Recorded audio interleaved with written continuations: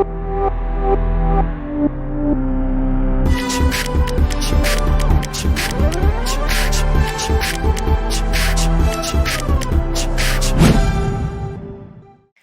बच्चों, now let's study physiology of digestion, कि हमारी बॉडी में कैसे कार्बोहाइड्रेट्स, फैट्स एंड प्रोटीन्स का डाइजेशन होता है. ओके, तो फिजियोलॉजी ऑफ डाइजेशन. डाइजेशन का जो प्रोसेस है वो दोनों तरह का है, like it is mechanical as well as it is chemical. ठीक है, ये मैकेनिकल भी है और केमिकल प्रोसेस भी है. फाइन. एंड आपको पता है हम जो ह्यूमन बीइंग्स हैं, हम क्या शो करते हैं? We show holozoic mode of nutrition. क्या शो करते हैं हम? Holozoic mode of nutrition. Amoeba भी यही शो करता है ना. अब होलोजोइक में क्या होता है बेसिकली, कि कॉम्प्लेक्स फूड लिया जाता है. इनटेक किसका होता है? कॉम्प्लेक्स फूड का. और फिर उसका ब्रोकन डाउन होता है इनटू स्मॉलर पीसेस. ठीक है, broken down into smaller component. किसकी मदद से? With the help of enzymes. ठीक है, किसकी मदद से ऐसा होता है बेटा? With the help of enzymes. ठीक है, अगर एंजाइम्स नहीं होते तो ये प्रोसेस हो ही नहीं पाता. तो जो कॉम्प्लेक्स आपका फूड आपने लिया है वो टूटता है into smaller component with the help of enzymes, and then this smaller components are basically absorbed in our body. इनका एब्सॉर्प्शन हो जाता है एंड जो रिमेनिंग वेस्ट मटेरियल होता है, जो यूटिलाइज नहीं होता, that is removed from the body. है ना. तो बेसिकली 5 स्टेप में जो होलोजोइक मोड ऑफ न्यूट्रिशन है वो हो जाता है. That is ingestion, digestion, absorption, assimilation and egestion. Right. अब जो एंजाइम टर्म आया, तो एंजाइम्स क्या है? Enzymes are basically biological catalyst. Enzymes क्या है? बायोलॉजिकल कैटलिस्ट है. तो बेटा आप अभी देखेंगे digestion of carbohydrates, fats and proteins में कितने सारे एंजाइम्स अपने इन्वॉल्व है. अगर एंजाइम्स नहीं होते तो ये प्रोसेस नहीं हो पाता. ठीक है, तो enzymes are known as biological catalyst. Okay, ये कन्वर्जन में हेल्प करते हैं. कॉम्प्लेक्स को सिंपलर फॉर्म में कन्वर्ट करने में हमें हेल्प करेंगे. ठीक है, तो ह्यूमन बींग्स क्या शो करते हैं? ह्यूमन बींग शो करते हैं Holozoic mode of nutrition. Fine. Okay. So physiology of digestion. दोनों प्रोसेस है, mechanical as well as chemical. आपका जो buccal cavity, this is mouth. Mouth के बाद आता है आपका बकल कैविटी. तो हमारा जो बकल कैविटी है वो 2 काम करता है. एक तो मेस्टिकेशन ऑफ फूड और एक फैसिलिटेशन ऑफ स्वालोइंग. है ना. एंड हमें पता है हमारे माउथ में क्या है? सलाइवा. तो सलाइवा के साथ बेसिकली क्या होता है? हमने जो खाना खाया है वो दांत क्या करता है? दांत जो है वो कुछ कुछ करता है and with the help of tongue वो पूरा ऐसे मिल जाता है एंड एक बॉल लाइक स्ट्रक्चर बॉलस बना लेता है. ठीक है. सो टीथ एंड टंग. कितने दांत है बच्चों आपके पास? 32 दांत. ठीक है. So the teeth and tongue with the help of saliva masticate and mix up the food thoroughly. Mucus and saliva help in lubricating and adhering the masticated food particles into bolus. क्योंकि ball shape का होता है इसलिए इसे bolus term दिया गया है. अब बोलस को हम कहाँ लेके जाएंगे? फेरिंग्स, एंड देन फेरिंग से वो जाएगा आपके फूड पाइप या ईसोफेगस में. कैसे? बाय स्वालोइंग और डिक्लूटेशन. ठीक है. तो बोलस अब चला गया कहाँ? फेरिंग्स. फेरिंग से ईसोफेगस में. फाइन. ओके. अब बोलस जो है वो ईसोफेगस आपका, दिस इज ट्रैकिया है ना. ट्रैकिया के पीछे आपका ईसोफेगस है ना. ऑलरेडी हमने सब डिस्कस कर लिया है. राइट. किया था ना कि हाँ खाना ट्रैकिया में नहीं जाना चाहिए. एपिग्लॉटिस ट्रैकिया की फ्लैप को इधर बंद कर देता है, फिर आपका खाना जो ईसोफेगस में ही जाएगा. है ना. So the bolus further passes down the oesophagus, कैसे? By successive wave of muscular contraction called peristalsis. तो हमारा जो गट है ना, वहां पे पेरिस्टाल्सिस होते ही रहता है ना, मस्कुलर मूवमेंट है पेरिस्टाल्सिस, जिसके थ्रू क्या होता है, आपका जो भी खाने वाला सामान है वो आगे प्रोपल होता रहेगा, है ना। फूड तो देखो बोलेंगे नहीं, माउथ में वो चला गया, बोलते हैं ना कि इंसान की बॉडी में माउथ में डाइजेशन शुरू हो जाता है ना। कैसे? बिकॉज आपका जो सलाइवा है ना, it also contain enzyme known as salivary amylase. तो आपका जो सलाइवा है बेटा, उसमें ही क्या होता है, एंजाइम होता है, तो उसने ही क्या किया है, डाइजेशन ऑफ कार्बोहाइड्रेट जो स्टार्ट कर दिया है, ठीक है। तो आपका जो माउथ है उसमें ही डाइजेशन का प्रोसेस जो है वो स्टार्ट हो जाता है। फाइन।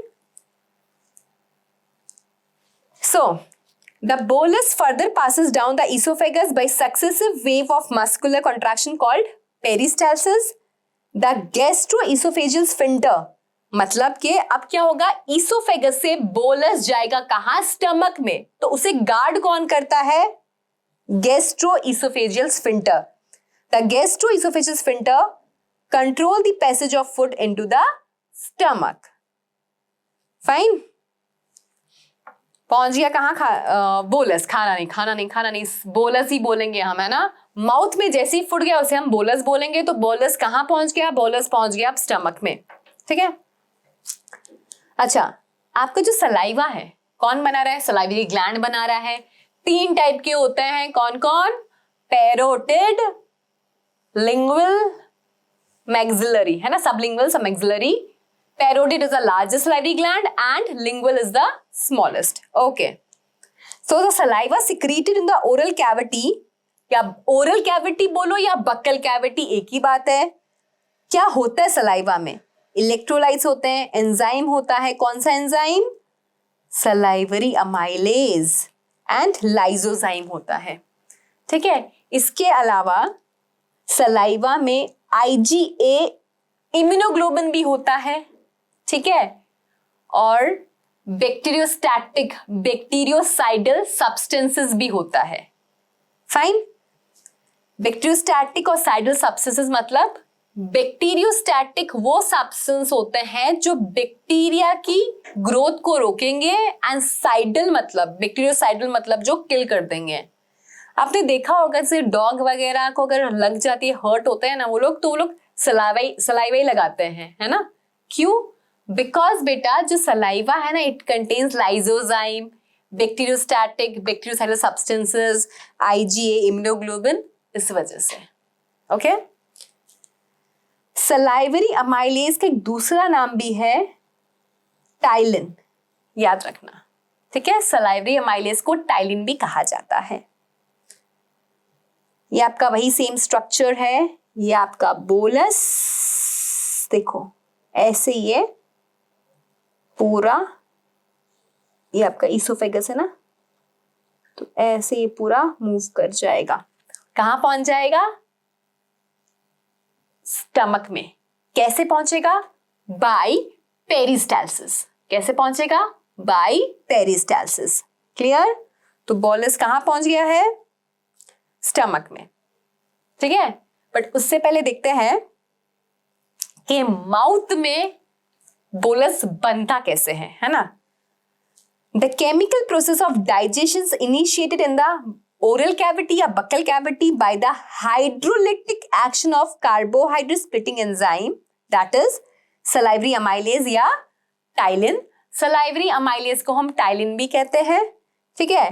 अबाउट 30%, पूरा नहीं बच्चों, 30%, हाँ, तभी कहा जाता है कि अच्छे से चबा के खाना खाओ ताकि कार्बोहाइड्रेट्स का प्रॉपरली डाइजेशन जो है वो माउथ में ही हो जाए। So about 30% of starch is hydrolysed here by this enzyme.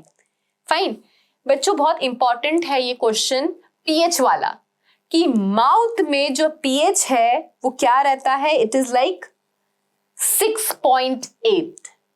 You have to remember this, 6.8 बच्चों, it is 6.8 pH. Okay, so अब क्या होगा, आपका जो स्टार्च है उस पे क्या होगा, ये एंजाइम, कौन सी एंजाइम, सलाइवरी अमाइलेज, या इसका एक और नाम क्या बताया मैंने, टायलिन। ठीक है, सलाइवरी अमाइलेज या टायलिन वॉक करेंगे और क्या बन जाएगा, माल्टोज। माल्टोज क्या है, इट इज अ डाइसेकेराइड।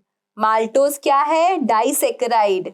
अब आप बोलेंगे मैम डाइसेकेराइड क्या होता है, पता है कार्बोहाइड्रेट्स जो हैं वो सिंपलेस्ट कार्बोहाइड्रेट होते हैं, सिंगल मोनोमर वाले, जैसे कि ग्लूकोज। देन 2 से ज्यादा मतलब 10 यूनिट तक जो होते हैं उसे हम क्या बोल देते हैं, ओलिगोसेकेराइड्स। एंड देन 10 से ज्यादा यूनिट वाले होंगे तो उन्हें हम बोलते हैं पॉलीसेकेराइड। तो स्टार्च बेसिकली क्या है, स्टार्च जो है वो पॉलीसेकेराइड है। स्टार्च जो है वो क्या है, स्टार्च जो है बेटा आपका पॉलीसेकेराइड है। और डाइजेशन में क्या हो रहा है, डाइजेशन में बेसिकली जो कॉम्प्लेक्स फूड है वो टूटेगा इनटू सिंपल एब्जॉर्ब होने वाले कंपोनेंट में, राइट। अब जो आपका स्टार्च है, starch is what, it is a polysaccharide. ठीक है, it is a polysaccharide. See, carbohydrate 3 तरह का होता है, single unit, 2 to 10 unit and then more than 10 unit. ठीक है, अब जो मोर देन 10 यूनिट होगा उसको हमने बोल दिया पॉलीसेकेराइड। तो स्टार्च में होता क्या है, long and long chains of glucose होता है। ठीक है, तो स्टार्च जो है वो पॉलीसेकेराइड है। स्टार्च पे कौन काम करेगा, सलाइवरी अमाइलेज एंजाइम। ठीक है, कहां से आया ये, भाई सलाइवा में है। सलाइवा कहां से आया, भाई सलाइवरी ग्लैंड ने बनाया। ठीक है, सलाइवरी अमाइलेज, पीएच क्या है यहाँ पे, 6.8, पीएच इज 6.8। क्या बन गया, माल्टोज। और माल्टोज क्या है, इट इज अ डाइसेकेराइड। मतलब अगर हम माल्टोज को फर्दर तोड़ेंगे ना, ऑफ कोर्स तोड़ेंगे आगे जाके, माउथ में नहीं तोड़ेंगे, आगे जाके तोड़ेंगे, तो माल्टोज फर्दर टूट जाएगा आपका ग्लूकोज प्लस ग्लूकोज में। Okay, glucose plus glucose. तो अगर आप 2 ग्लूकोज को ऐड करो तो माल्टोज बन जाएगा। माल्टोज को तोड़ो with the help of a enzyme, maltase enzyme तोड़ेगा आगे। ठीक है, तो माल्टेज से क्या बन जाएगा, फिर ग्लूकोज एंड ग्लूकोज, फिर glucose being simpler form absorb हो जाएगा। ठीक है, तो हो गया, माल्टोज वाली कहानी समझ में आई। ओके, नेक्स्ट चीज क्या है, जो सलाइवा में lysozyme present in the act as antibacterial agent that prevent infections, है ना। देखो डॉग और भी कितने स्मार्ट होते हैं, उनको पता है कि हाँ अगर कहीं चोट लग गई है तो सलाइवा लगा लो तो इन्फेक्शन नहीं फैलेगा। चलिए आगे चले। ईसोफेगस से पूरा थ्रू पेरिस्टाल्सिस मूवमेंट आपका बोलस पहुंच गया है स्टमक में। स्टमक खाने को स्टोर करेगा फॉर 4 to 5 आवर्स। ये रहा आपका स्टमक, है ना। ये कार्डियक रीजन, ये बॉडी रीजन, ये पाइलोरिक रीजन, फाइन, ये फंडिक रीजन। तो ये आपका पूरा स्टमक है। स्टमक में खाना कब तक रहेगा बेटा, 4 से 5 घंटे रहेगा। रहता है आपका, है कि हर 2 घंटे में भूख लग जाती है।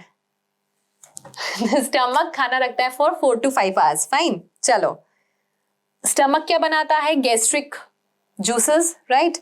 तो the food, I mean to say bolus, mixes thoroughly with the acidic gastric juice of the stomach by churning movement. Stomach में जो movement होता है उसका नाम कितना मस्त है, churning movement of its muscular wall and it is called chyme. अब आप bolus word use नहीं करेंगे, अब वो बन चुका है क्या, chyme। क्या बन गया है, chyme, CHYME, chyme. Now, the proenzyme pepsinogen, actually pepsinogen जो है वो इनएक्टिवेटेड है, अभी वो एक्टिव नहीं है, वो इनएक्टिव है।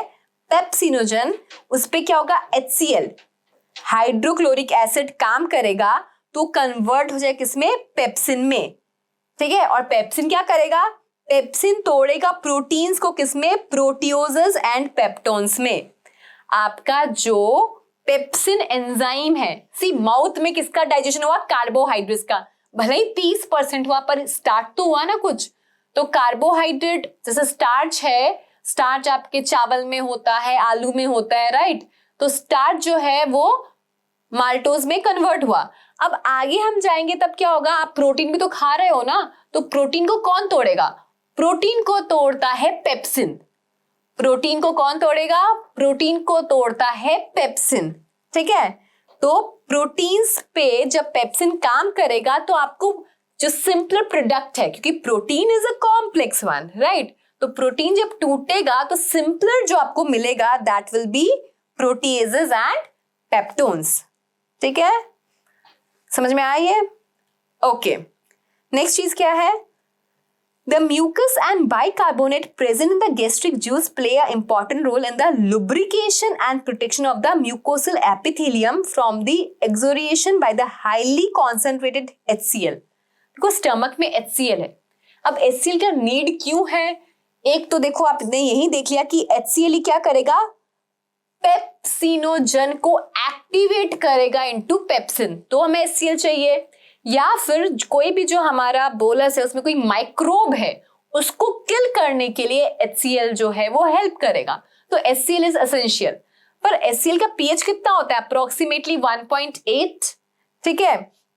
तो जो HCl का जो पीएच है वो क्या हमारा जो इनर वॉल है स्टमक का उसे हार्म नहीं करेगा, ऑफ कोर्स कर सकता है, एसिड तो वैसे भी कितना डेंजरस होता है, बट हमारा क्या है यहाँ पे म्यूकस है ना, तो म्यूकस क्या करता है, प्रोटेक्ट करता है inner lining of the stomach from the harmful effect of HCl, fine. Okay, अब एक कहानी है रेनिन की। रेनिन की क्या कहानी है कि रेनिन जो है वो बच्चों में मिलता है, इन्फेंट्स में मिलता है ना, छोटे बच्चों में। तो रेनिन एक प्रोटीलिटिक एंजाइम है जो कि कहां मिलता है, in the gastric juice of infants which help in the digestion of milk protein. Milk का प्रोटीन का नाम क्या है, केसीन, ठीक है। तो केसीन को तोड़ने में कौन हेल्प करता है, रेनिन, RENNIN, रेनिन, ठीक है। थोड़ा अमाउंट ऑफ लाइपेसेस भी गैस्ट्रिक ग्लैंड बनाता है। लाइपेसेस क्या करेगा बच्चों, फैट्स को तोड़ेगा, ठीक है, फैट्स का डाइजेशन कराता है लाइपेसेस। तो एक बार फिर से स्टमक का अपन स्टडी कर लेते हैं। तो स्टमक में क्या होगा, प्रोटीन्स जो है उस पे कौन काम करेगा,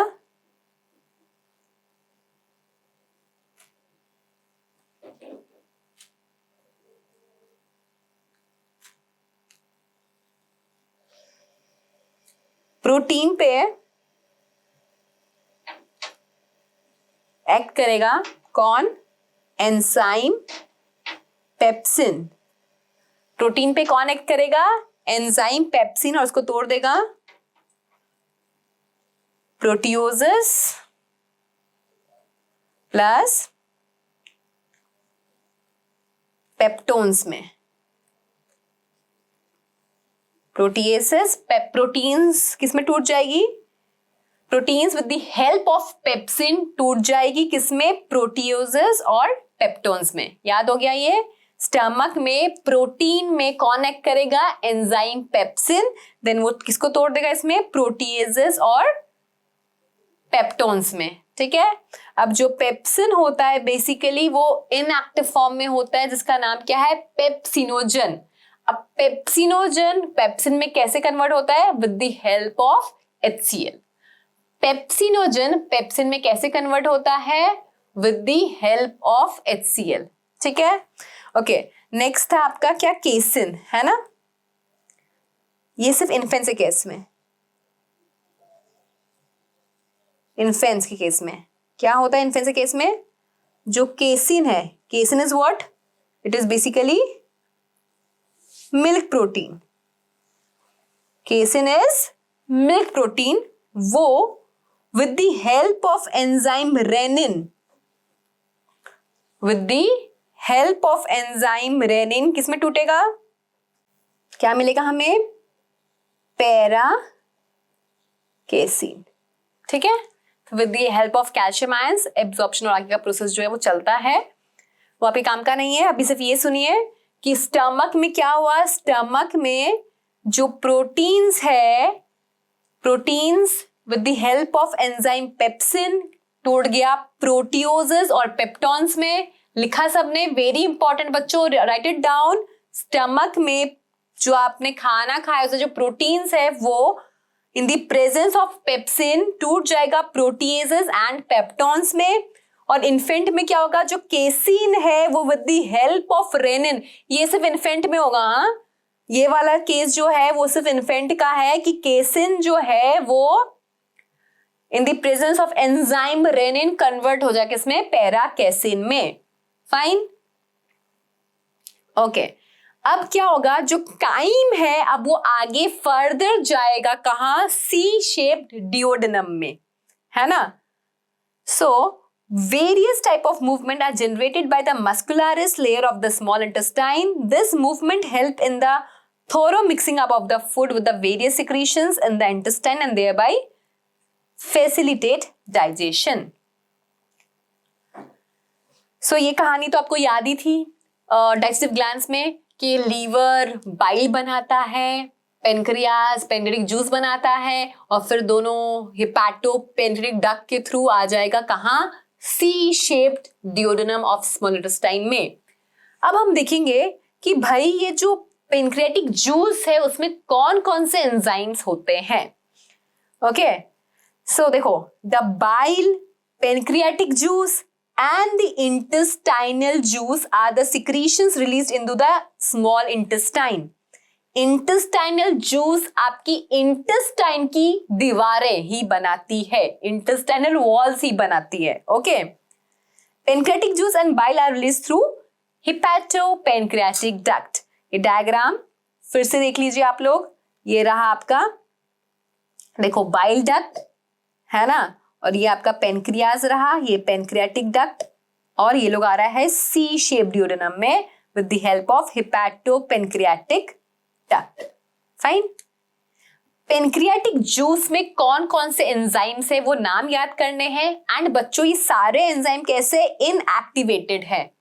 ये सारे एंजाइम जो है वो इनएक्टिव है। जैसे स्टमक में पेप्सिनोजन इनएक्टिव था, HCl से वो एक्टिवेट होके पेप्सिन बना, वैसे ही यहाँ पे भी जो जितनी लिस्ट रखी है ना ये सारी कैसी है? इनएक्टिवेटेड ही है। नाम देखते हैं, trypsinogen, chymotrypsinogen, procarboxypeptidase, amylases, lipases and nucleases, ये सारी आपकी पेनक्रियाटिक जूस की एंजाइम है बच्चों, याद रखना है। ठीक है, trypsinogen, chymotrypsinogen, procarboxypeptidase, amylases, lipases and nucleases. Write it down in your notebook. Pancreatic juice की enzymes, trypsinogen, chymotrypsinogen, carboxypeptidase, amylases, lipases and nucleases. ठीक है, अब क्या होगा? ये जो इनएक्टिवेटेड एंजाइम्स है इन्हें एक्टिवेट कौन करेगा? तो बेसिकली एक बहुत समझदार एंजाइम है एंटेरोकाइनेज, जो बनता है कैसे? इंटेस्टाइन की म्यूकोसा के द्वारा। ठीक है, इंटेस्टाइन वॉल, म्यूकोसा, अंदर वाला जो लेयर है ना म्यूकोसा, उसके द्वारा। So trypsinogen is activated by enzyme enterokinase secreted by the intestine mucosa into trypsin. ठीक है, देखो क्या होगा, ये क्या है? ट्रिप्सिनोजन। अब ट्रिप्सिनोजन का सोर्स क्या है? Pancreatic juice. याद हो रहा है ना? ट्रिप्सिनोजन कहां से आया? भाई pancreatic juice. Fine, in the presence of enterokinase, enterokinase कहां से आया? इंटेस्टाइन की म्यूकोसा ने सिक्रीट किया, क्या बना देगा? ट्रिप्सिन। क्या बना देगा बेटा? ट्रिप्सिन। तो बेसिकली जो ट्रिप्सिनोजन है वो क्या है? इनएक्टिवेटेड है। एंटेरोकाइनेज काम किया ट्रिप्सिनोजन पे, तो वो ट्रिप्सिन क्या बन गया? एक्टिवेटेड एंजाइम, या एक्टिव हो गया ये। ठीक है, अब ये जो ट्रिप्सिन है ये क्या करेगा? ये जो दूसरे पेनक्रियाटिक जूस है लाइक काइमोट्रिप्सिनोजन, दिख रहा है ये काइमोट्रिप्सिनोजन। अब ट्रिप्सिन काम करेगा किस पे? काइमोट्रिप्सिनोजन पे। ट्रिप्सिन जो है वो काम करेगा किस पे? काइमोट्रिप्सिनोजन पे, ठीक है,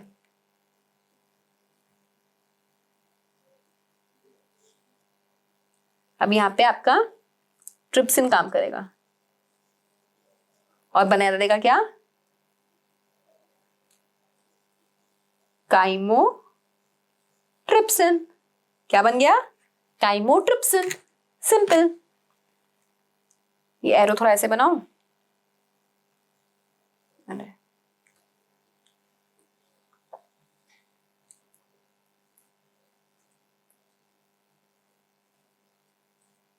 ठीक है। काइमोट्रिप्सिनोजन पे अब ट्रिप्सिन काम करेगा तो बन गया क्या, काइमोट्रिप्सिन। पेनक्रेटिक जूस की एंजाइम्स क्या थी, trypsinogen, chymotrypsinogen, procarboxypeptidase, lipases, amylases, nucleases, ठीक है। पर ये सब इनएक्टिवेटेड है। अब इन्हें एक्टिवेट कौन करेगा, तो बेसिकली जो आपका इंटेस्टाइन का म्यूकोसा लेयर है वो एक एंजाइम बनाता है जिसका नाम है एंटेरोकाइनेज।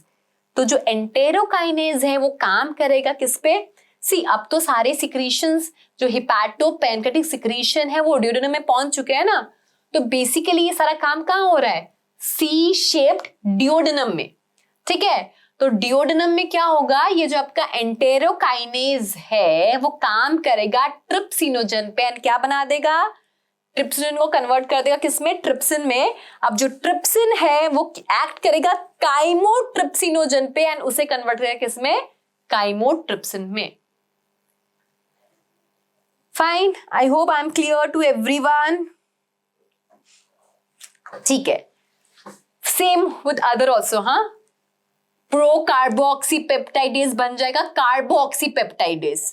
जो प्रो कार्बोक्सीपेप्टाइडेज था वो क्या बन जाएगा, कार्बोक्सीपेप्टाइडेज, ठीक है। ये सब कन्वर्जेंस हो गए हैं, किसके कन्वर्जेंस, मतलब आपकी जो एंजाइम्स है वो एक्टिव हो गए, एक्टिवेटेड हो गए हैं, ठीक है। अब जो हमारा काइम आया था, कहां से आया काइम, स्टमक से ना, तो वहां पे आपने देखा ना प्रोटीन्स जो है वो टूट गए हैं किसमें, पेप्टोन्स, प्रोटीएजेस में, ऐसा वो सब। और कुछ प्रोटीन्स ऐसे होंगे जो टूटे ही नहीं होंगे, कुछ प्रोटीन्स ऐसे होंगे जो टूटे ही नहीं होंगे। तो बेसिकली सी क्या होगा, जो प्रोटीन्स है, देन पेप्टोन्स है, प्रोटीन्स है ना खाने के, मतलब जो टूटे ही नहीं है स्टमक में, प्रोटीन्स है, देन पेप्टोन्स है एंड देन और क्या है, प्रोटीएजेस है, प्रोटियोजेस। इन तीनों पे कौन काम करेगा, इन तीनों पे काम करेगा आपका ट्रिप्सिन या फिर काइमोट्रिप्सिन, ठीक है। फिर कार्बोक्सी पेप्टाइडेज, और ये लोग जब काम करेंगे प्रोटीन्स, पेप्टोन्स, प्रोटीएजेस पे, तो क्या बन जाएगा, तो बन जाएगा डाइपेप्टाइड, डाइपेप्टाइड। क्लियर, क्या बन जाएगा, डाइपेप्टाइड, ठीक है। जब प्रोटीन्स, पेप्टोन्स और प्रोटीएजेस में ट्रिप्सिन, काइमोट्रिप्सिन और कार्बोक्सीपेप्टाइडेज काम करेंगे तो क्या बन जाएगा, डाइपेप्टाइड। Fine, easy. चलो अब देखेंगे आगे किसका, हम कार्बोहाइड्रेट्स का, ठीक है। ये तो आपका किसका हो गया, प्रोटीन्स का हो गया। अब बात करते हैं बेटा कार्बोहाइड्रेट्स का। तो कार्बोहाइड्रेट्स में क्या था अपना, स्टार्च। कार्बोहाइड्रेट्स में क्या है बेटा, स्टार्च, है ना। तो स्टार्च क्या है, स्टार्च इज अ पॉलीसेकेराइड। अब आप बोलेंगे मैम स्टार्च का डाइजेशन माउथ में हो गया था ना, मैंने क्या कहा था, 30%, सिर्फ 30% होगा, बाकी रिमेनिंग 70% क्या चाहिए ना हमें कि भाई स्टार्च भी टूटे। तो आपने देखा यहाँ पे अमाइलेजेस है ना, अमाइलेजेस। तो अमाइलेजेस क्या करेगा, तोड़ेगा किसको, स्टार्च को। किस में, अमाइलेजेस स्टार्च को तोड़ेगा, किस में, ऊपर कैसे टूटा था स्टार्च, देखो माउथ में क्या हुआ था, स्टार्च जो है टूटा था into maltose with the help of salivary amylase. यहाँ पे कौन सा अमाइलेज है, यहाँ पे ये पेनक्रियाटिक अमाइलेज है भाई, क्योंकि पेनक्रियाज से बन रहा है, इसका नाम क्या हो जाएगा, पेनक्रियाटिक अमाइलेजेस। तो स्टार्च जो है वो किस में टूटेगा, माल्टोज में स्टार्च टूटेगा, माल्टोज में। डाइसेक्राइड बोलो माल्टोज बोलो एक ही बात है ना, क्योंकि स्टार्च क्या है, पॉलीसेक्राइड है। तो ये आपका टूट गया किसमें, माल्टोज में। देन फैट्स, भाई हम फैट्स भी तो खाते हैं ना बच्चों। तो बेसिकली जो आपका फैट्स है, फैट्स, लाइपेसेस देखा ना, लाइपेसेस, पेनक्रियाटिक लाइपेसेस है ना। तो जो आपका फैट्स है वो with the help of enzyme lipases, with the help of enzyme lipases टूट जाए किसमें, डाइग्लिसराइड्स में, और फिर फर्दर मोनोग्लिसराइड्स में, मोनोग्लिसराइड्स में। ठीक है बच्चों, रिएक्शन समझ में आ रही है। ऐसी हम लोग डाइजेशन देख रहे हैं कार्बोहाइड्रेट्स, फैट्स एंड प्रोटीन्स का, तो एक साथ सब नहीं होता, धीरे धीरे अलग अलग जगह में हो रहा है। तो माउथ में देखा 30% स्टार्च हुआ, स्टमक में देखा हाँ प्रोटीन्स इतने हो गए, बट जो बच गए उनका क्या, तो प्रोटीन्स और जो जितना डाइजेशन हुआ है वो सब भी जो बाय प्रोडक्ट है। तो जैसे प्रोटीन्स हमने देखा कि प्रोटीन्स, पेप्टोन्स, प्रोटीएजेस क्या होगा, ट्रिप्सिन, काइमोट्रिप्सिन और कार्बोक्सीपेप्टाइड्स एकदम बना रहे हैं किसमें, डाइपेप्टाइड में। ये फुल एंड फाइनल है, क्योंकि सब देखो 2-2 यूनिट वाले मॉलिक्यूल है ना। डाइपेप्टाइड में कोई काम करेगा तो क्या मिल जाएगा आपको, amino acid plus amino acid. 2 amino acid के बीच में जो बॉन्ड होता है वो पेप्टाइड बॉन्ड होता है, राइट। फिर स्टार्च पे एक्ट करेगा पेनक्रियाटिक अमाइलेज, तो माल्टोज मिल जाएगा। और फैट्स पे जब लाइपेसेस काम करेगा तो डाइग्लिसराइड्स एंड फर्दर हमें मोनोग्लिसराइड्स मिल जाएंगे। अब बारी आती है किसकी, अब बारी आती है बेटा न्यूक्लिक एसिड की। अब बारी आती है आपकी न्यूक्लिक एसिड की, न्यूक्लिक एसिड की। तो देखा था पेनक्रियाटिक जूस में बेटा हमारे पास न्यूक्लियेसेस भी था, पेनक्रियाटिक जूस में क्या था, न्यूक्लियेसेस। अब जब न्यूक्लिक एसिड पे न्यूक्लियेसेस काम करेगा, न्यूक्लिक एसिड पे जब न्यूक्लियेसेस काम करेगा तो क्या मिलेगा, nucleotide. Nucleotide, nucleotide is basically what, nucleoside plus phosphate group. ठीक है, यानी कि न्यूक्लियोसाइड जो है वो और फर्दर टूटेगा। तो न्यूक्लियोटाइड अब टूट गया किसमें, न्यूक्लियोसाइड में। ठीक है, अब न्यूक्लियोसाइड भी और टूटेगा, न्यूक्लियोसाइड भी आगे और टूटेगा। ठीक है, किसमें, नाइट्रोजिनस बेस एंड शुगर में। आपका जो न्यूक्लियोसाइड है वो फर्दर किसमें टूट जाएगा, नाइट्रोजिनस बेस एंड शुगर में। And you have 2 type of nitrogenous base, that is purine and pyrimidine. फिर प्यूरिन में भी 2 है, adenine and guanine, and pyrimidine में क्या है, थाइमिन, साइटोसिन और यूरेसिल भी बोल ले लो, है ना। तो ये हो गया आपका डाइजेशन बाय पेनक्रियाटिक एंजाइम्स।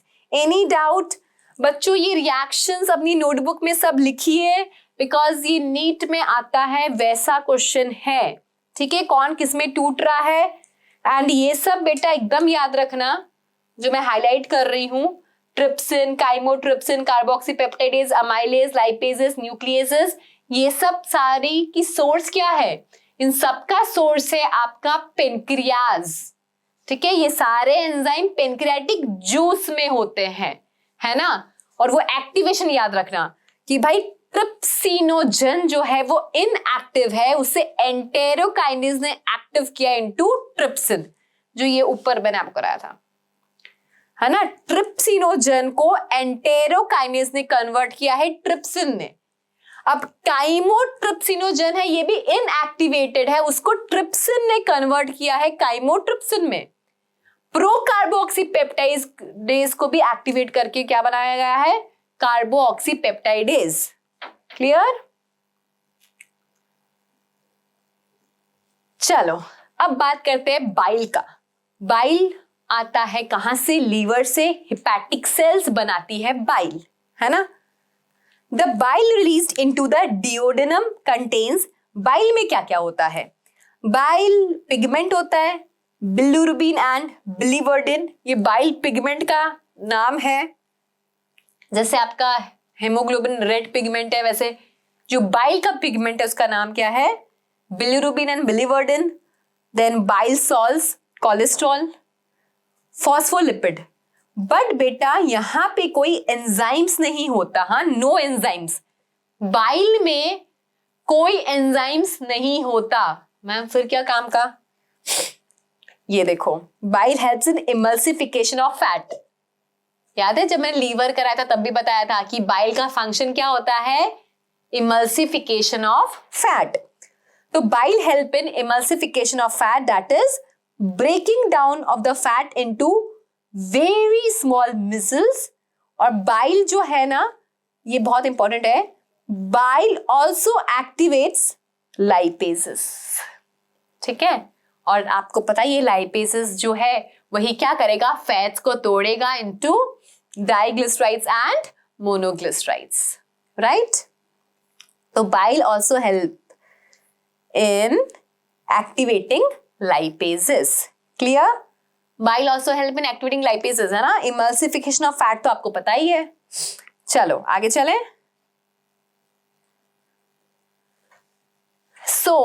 अब बात करते हैं अपन इंटेस्टाइन का, म्यूकोसा का, कि वो क्या क्या बनाता है ना। एक एंटेरोकाइनेस तो ठीक है, इसके अलावा हम बात करेंगे अभी। The intestinal mucosa epithelium has goblet cells with secrete mucus. बेटा ये आपका नीट में आया हुआ क्वेश्चन है। म्यूकस कौन बनाता है? Answer was goblet sales.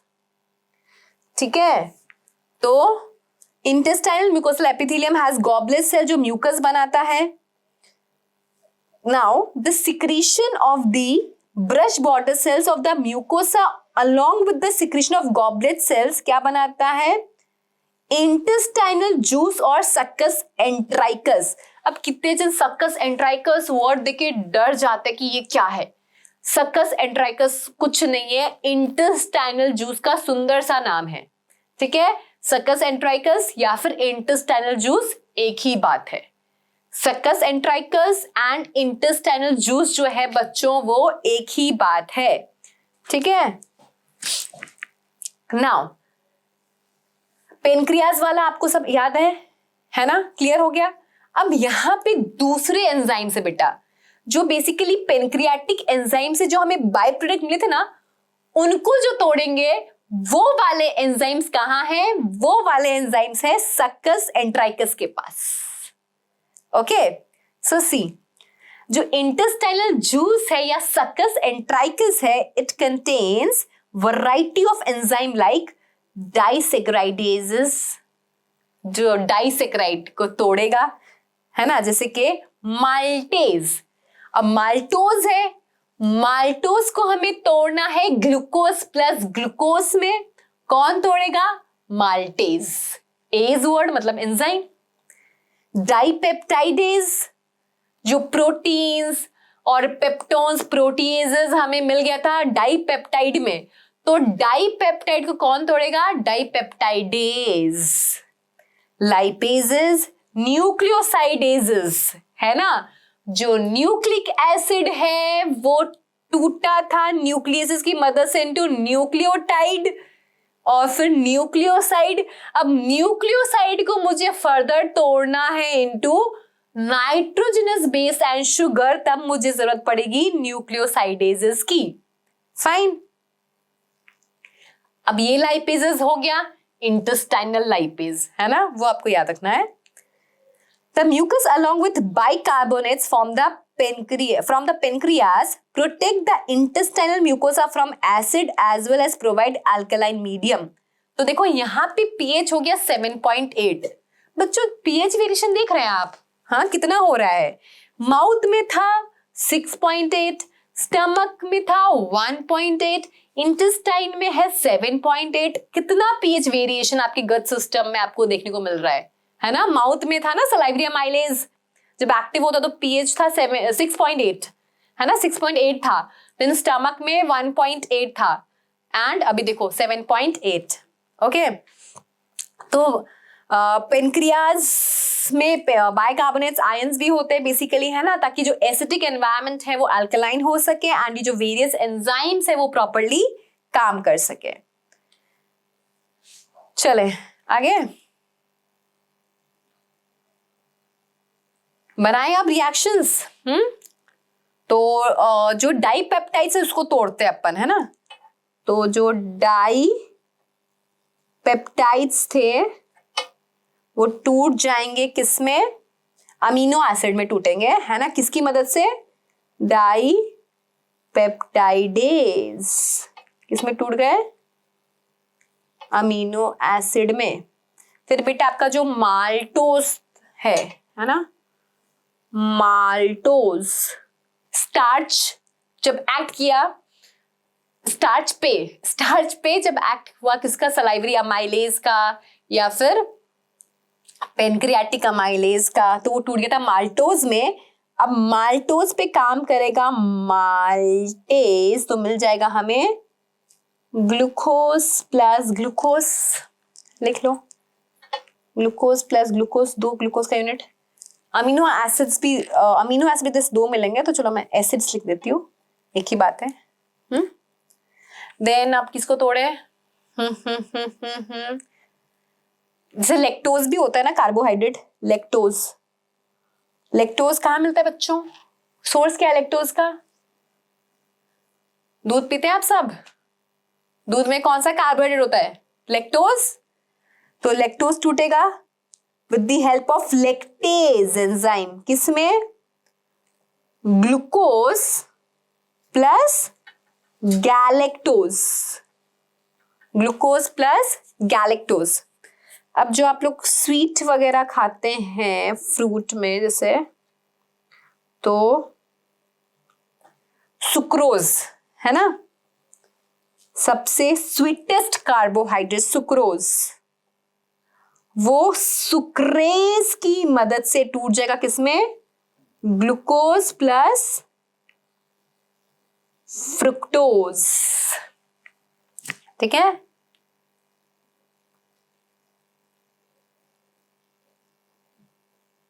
Then और कौन कौन यूनिट थे भाई, न्यूक्लियोसाइडेज है ना। तो nucleoside with the help of nucleosidase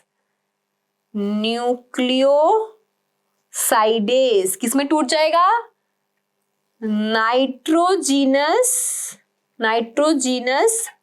base plus sugar, है ना, किसमें टूट जाएगा, nitrogenous base plus sugar.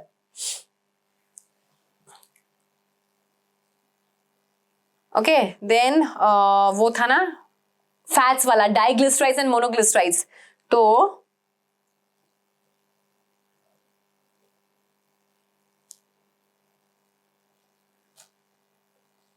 Die और monoglycerides, di and monoglycerides with the help of lipases किसमें टूट जाएगा बच्चों, फैटी एसिड प्लस ग्लिसरॉल।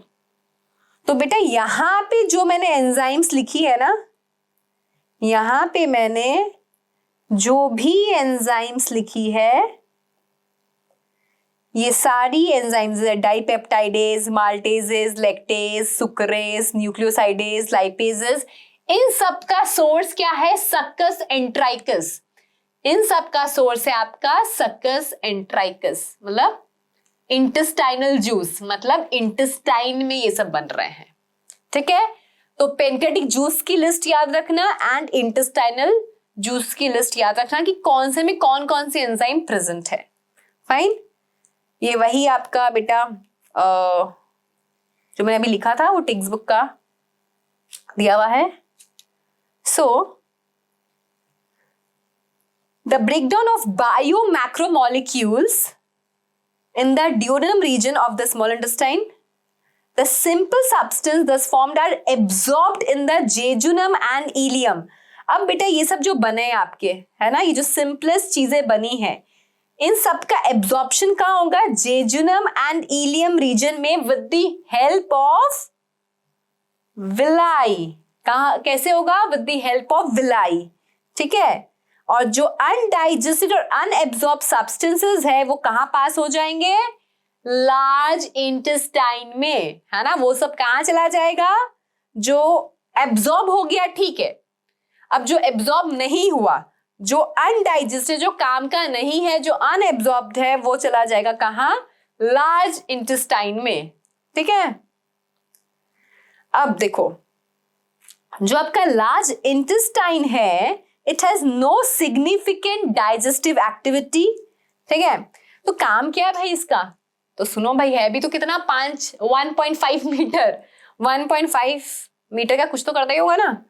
तो the function of large intestine is absorption of some water, minerals and certain drugs. Water का absorption यहाँ होता है बेटा large intestine में. ठीक है. Secretion of mucus which help in adhering the waste particle together and lubricating it for an easy passage. ठीक है. तो यहाँ पे एब्जॉर्प्शन होता है. एंड हाँ, इसका जो कोलोन रीजन होता है, वहां पे कुछ अच्छे बैक्टीरिया रहते हैं, कॉलोनिक बैक्टीरिया. ठीक है. तो वो बैक्टीरियाज हमारी बॉडी में कुछ कुछ विटामिन से कमी नहीं होने देता ना. Colon region is also this part ना. लार्ज इंटेस्टाइन 3 में डिवाइड था, सीकम, कोलोन एंड रेक्टम. तो जो कोलोन है, असेंडिंग, ट्रांसवर्स, डिसेंडिंग, सिग्मोइड, तो बेसिकली जो कोलोन रीजन है वहां पे कुछ कुछ अच्छे बैक्टीरिया रहते हैं जो विटामिन्स एंड ऑल हमारी बॉडी में प्रोड्यूस करते हैं. ठीक है.